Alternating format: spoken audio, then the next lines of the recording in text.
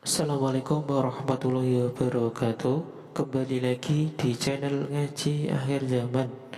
Di video kali ini kami akan membagikan ceramah Gus Bahak yang membahas tentang berzina pun bisa masuk surga dengan melafadzkan La ilaha illallah. Untuk lebih jelasnya, mari kita simak videonya sama-sama. Sekian dari saya. Wassalamualaikum warahmatullahi wabarakatuh. Salam NKRI. Pantangannya ahlul ilmi adalah tidak boleh melakukan ijabu malam yajib, mewajibkan sesuatu yang tidak wajib. Saya itu mondok sarang tuh lama sekali. Itu Mbah Mun yang imami, itu yang bubar ya separuh lebih. Mbah Mun ya senyum-senyum saja. Ketika ada kiai tanya, "Mbah, kok boten jenengan wajib no wiridan?" Ora oleh ijabu malam yajib, mewajibkan sesuatu yang tidak wajib. Ya, santri-santri tahu kalau itu tidak wajib. Wah, hilang. Oh ya, pimpinannya. Jadi konstitusinya ahlul ilm itu beda. Takhrimu malam yakhrum itu ya kriminal, ijabu malam yajib juga kriminal. Bahkan di Habib Abdullah bin Husain bin Thohir itu dikategorikan dosa besar. Makanya pondok-pondok ilm itu gak berani wajibkan santrinya wiridan karena takut ijabu malam yajib. Akhirnya keterusan, bersolat langsung ngopi, bualin ini. Kadang rokoknya orang dipateni, bersolat salam langsung eling rokoknya. Jadi kita ini sengawur-ngawur kita karena sebagai ahlul ilm itu masih bener. Ngawur saja bener, apalagi pas bener. Karena memang sanad ya, saya ulang lagi. Sanad ahlul ilmi itu beda, khas.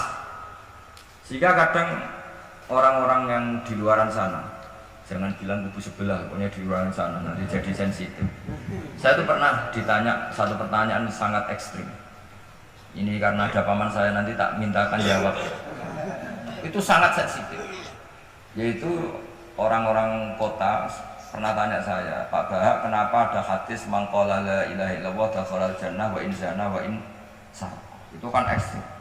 Kok kayak Islam itu membolehkan zina? Karena yang pernah zina pun asal melafadzkan la ilaha illallah pasti dakhalal.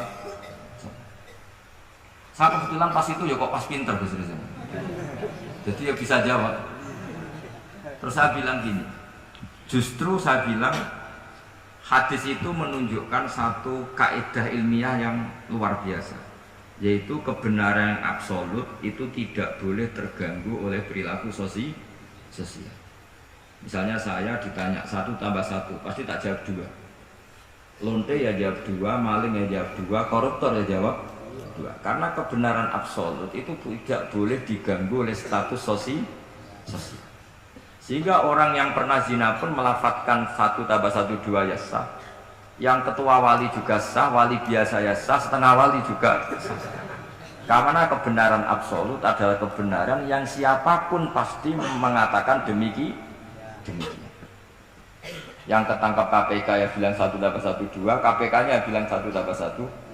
Nah, eksistensi bahwa Allah sebagai Tuhan itu eksistensi yang absolut, sehingga harus sah meskipun dikatakan orang yang pernah zina. Akhirnya saking keramat itu terus nganggep pulau guru nih, terus ngaji sama saya sampai sekarang. Nah, saya berharap produk-produk al-makhrusiyah itu sampai seperti itu. Jadi ada saat dimana kita maknani wa in zana ini bukan urusan melegalkan zina atau menganggap biasa zina, enggak. Tentu zina itu sangat buruk. Innahu kana fahisyah wa sa'a sabila, buruk sekali. Tapi ada konteks dimana absolutisme kebenaran itu tidak bersyarat apapun. Sehingga orang yang kafir puluhan tahun, mungkin ratusan tahun, ketika melafadzkan la ilaha illallah berarti sudah sah menjadi muslim. Karena kalimat ini adalah kalimat yang orang kafir dengan kalimat itu menjadi muslim. Sebab itu kita pasti menolak faham takfiri, faham yang mudah mengkafirkan orang lain. Karena logikanya gampang. Wong kalimat ini yang kafir saja menjadi muslim, lagi sing tukang wiridan la ilaha illallah malah dianggap kafir. Aku tahu mikir, tahu ora kan kira-kira seperti itu. Ya sekali-kali saya serius ben pamane bangga pun aneh alim.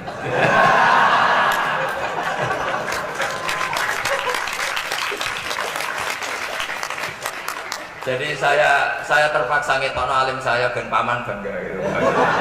Ponakanku ya alim meneh pamane.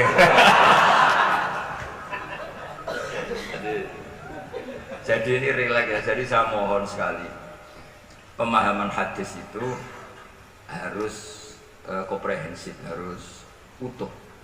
Sehingga zaman itu bukan sekedar kita. Abu Dzar itu sahabat yang khusyuk itu ya protes. Yang benar ya Rasulullah, masa wa in zana wa in sarab.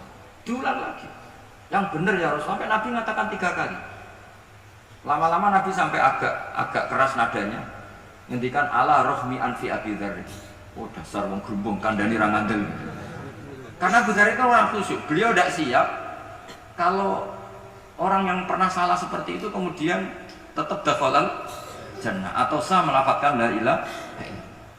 Tapi dengan penjelasan ilmiah yang saya utarakan tadi, itu memang ini bukan masalah pelegalan zina atau nganggap zina biasa, enggak, tapi masalah absolutisme kebenaran itu akan diakui oleh siapapun dan pihak manapun dan akan sah dari siapapun. Sehingga orang yang kafaratu la umri, dia kafir tula umri, 80 tahun dia kafir. Kemudian pas mau mati melafadzkan la ilaha illallah Muhammadur Rasulullah, tetap sebagai berstatus mukmin. Qul lil ladzina kafaru iyantahu yufar lahum ma qad salaf. Katakan kepada orang kafir, sekali dia menghentikan kekafirannya dengan talaffuz di kalimat syahadah, maka otomatis menjadi muslim. Nah, soal nanti masuk surga ya bisa kapan-kapan. Allah tidak bilang harus sekarang kan. Ya nunggu kita duluan kira-kira nak bejo itu. Tapi saya berkali-kali ngaji, sudah orang Islam tuh yang senang. Kita ini sudah dikasih kunci surga, miftahul jannah la ilaha. Kamu harusnya nggak bisa masuk neraka. Kamu nggak pegang kuncinya kok, kamu mau masuk. Tapi ada teman saya bilang, rokok rano pintu nih, Gus, langsung Pak.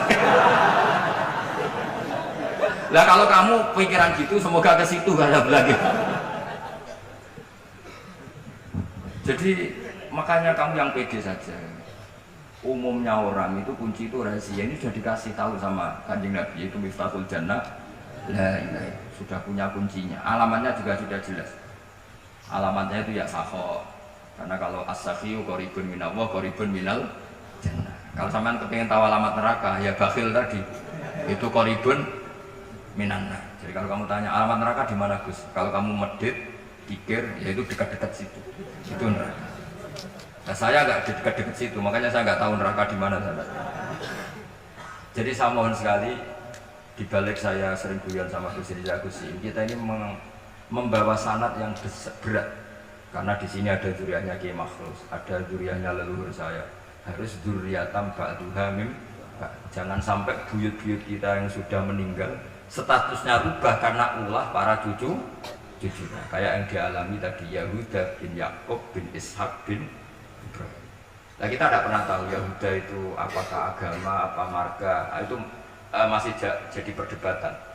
Karena kalau kamu kritik sebagai agama juga nanti repot, karena ada ayat innalladzina amanu walladzina hadu wan nasara wassabiin. Terus man amana billahi wal yaumil akhir. Artinya ada ayat di mana orang-orang iman dan orang-orang hadu. Nah, kalau hadu ini kamu anggap satu faham agama, nanti repot. Masa Yahudi kok disejajarkan innalladzina amanu walladzina hadu? Makanya jadi perdebatan para ahli tafsir. Makanya ada ahli tafsir maknanya innalladzina amanu walladzina hadu lan wong sing tau Yahudi. Ini balaghah bi'tibari makana, pakai status dulu. Mau tidak mau secara bahasa memang seperti itu. Misalnya ada preman tobat di tangan Gus Rizal, mesti bilang, Gus iki preman sing wis tobat. Saya wis tobat kok darani preman, itu namanya bi'tibari makana. Jadi dengan status yang dulu. Iki wong kafir tapi saiki wis Islam. Wis Islam kok darani wong kafir. Ada yang maknani, sehingga gak perlu kamu jadi orang liberal yang menyamakan semua agama. Terus dalil innalladzina amanu walladzina hadu wan nasara wasabiin man amana. Semua agama itu sama. Buktinya ayat itu sama, pakai wawu ataf. Iku ora tau ngaji tafsir Gus Rizal kira-kira gitu. Kalau sudah ngaji tafsir insya Allah nggak akan seperti. Jadi ayat itu ada ilmunya. Dan alhamdulillah di pondok sini, di pondok Lirboyo juga diajarkan ilmu balawah. Jadi kadang penamaan itu bukan sekarang tapi bi'tibari makan, ngitung dulu. Paham ya? Kayak kita mengatakan ini kafir tapi sudah Islam. Itu paradok gak? Wong sudah Islam kok dikatakan kafir. Iku dhisik santri goblok, saiki wis pinter. Goblok kok. Pinter.